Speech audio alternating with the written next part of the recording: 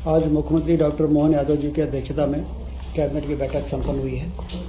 उसमें जैसा कि हम सब जानते हैं कि चीता के मामले में जो लंबे समय से संघर्ष चल रहा था, कूनो अभ्यारण्य में बहुत ही सफल तरीके से चीतों को लाया गया और उनका वंश वृद्धि भी बहुत सफलतापूर्वक सफल रही है। और पिछले दिनों गांधी सागर अभ्यारण्य में 2 चीतों के पुनर्स्थापन का बहुत ही सफल प्रयोग हुआ है। इसकी जानकारी और चर्चा कैबिनेट में हुई है, जिसकी राष्ट्रीय एवं अंतर्राष्ट्रीय स्तर पर चीता रिलोकेशन में मध्य प्रदेश ने जो कार्य किया है उसकी प्रशंसा हो रही है।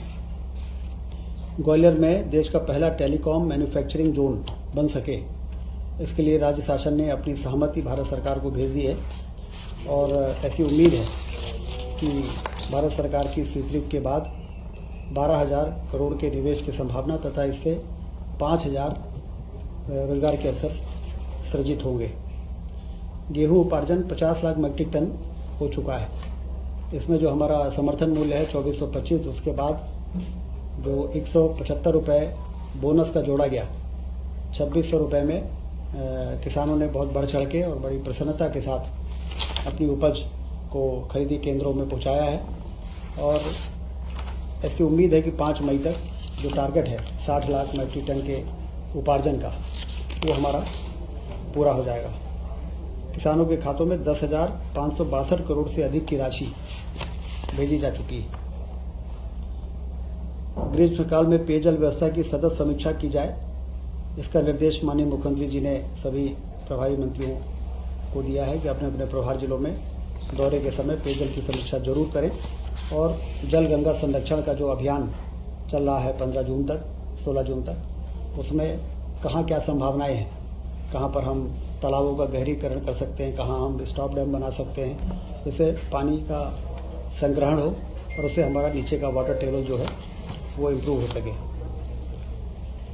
27 अप्रैल को इंदौर में MP टेक कॉन्क्लेव इंदौर में आयोजित होने जा रही है, ब्रिलियंट कन्वेंशन सेंटर में, जिसमें 500 से अधिक टेक्नोलॉजी कंपनी की सहभागिता होगी। IT के सेक्टर में ग्लोबल इन्वेस्टर समिट के बाद IT सेक्टर में काम करने वाली जो कंपनीज हैं वो किस तरह से मध्य प्रदेश में अपना निवेश ज़्यादा से ज़्यादा बढ़ाएं, उस दृष्टि से यह जो कॉन्क्लेव होगा ये बहुत ही मील का पत्थर साबित होगा। कैबिनेट ने पोप फ्रांसिस के देहांत पर भी 22 से 24 अप्रैल तक 2 दिन का प्रदेश में राजकीय शोक रहेगा, इसका निर्णय लिया है।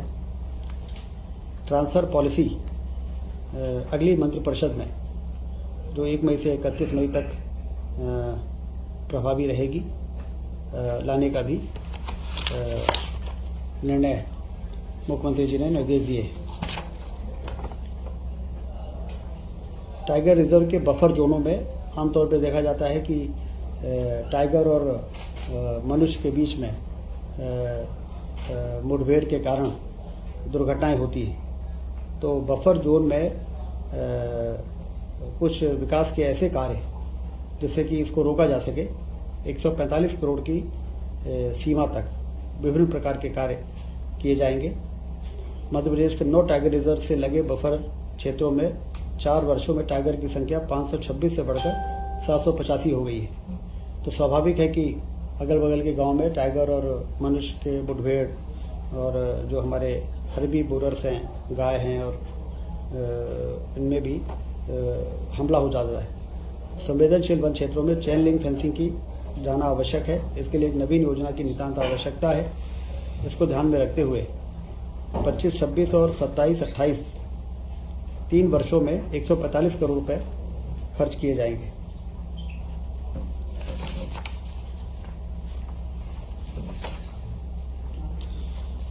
मुख्यमंत्री कन्या विवाह निकाह योजना, जो कि बहुत ही लोकप्रिय योजना है, इसमें 49,000 रुपये डायरेक्ट बेनिफिट ट्रांसफ़र और 6,000 रुपये आयोजन में खर्च होते हैं। इसमें अभी 15 मई तक जो भी पंजीयन पूरे प्रदेश में हुए हैं सामूहिक विवाह के लिए, वो तो उसी प्रकार से यथावत आयोजन होंगे। और भविष्य में अब इसमें कुछ संशोधन करते हुए ये निर्णय लिया है कि कम से कम 11 और अधिकतम 200 जोड़ों का ही एक स्थान पर विवाह होगा, जिससे कि व्यवस्था ज़्यादा बेहतर हो सके और ज़्यादा ठीक प्रकार से जो वर और वधू के परिवार और परिजन इकट्ठे होके जैसा एक व्यवस्थित तरीके से उनके विवाह के आयोजन हो। संख्या बढ़ सकती है, किसी जिले में जितने विकास खंड हैं हर विकास खंडों में अलग अलग उसको डिस्ट्रीब्यूट करने का फैसला हुआ है।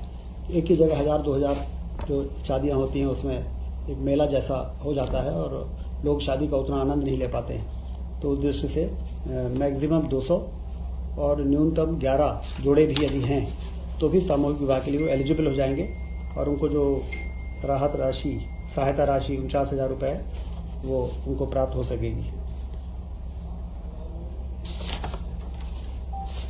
इस प्रकार से आज ये कैबिनेट की बैठक में इन सभी महत्वपूर्ण विषयों पर चर्चा हुई है।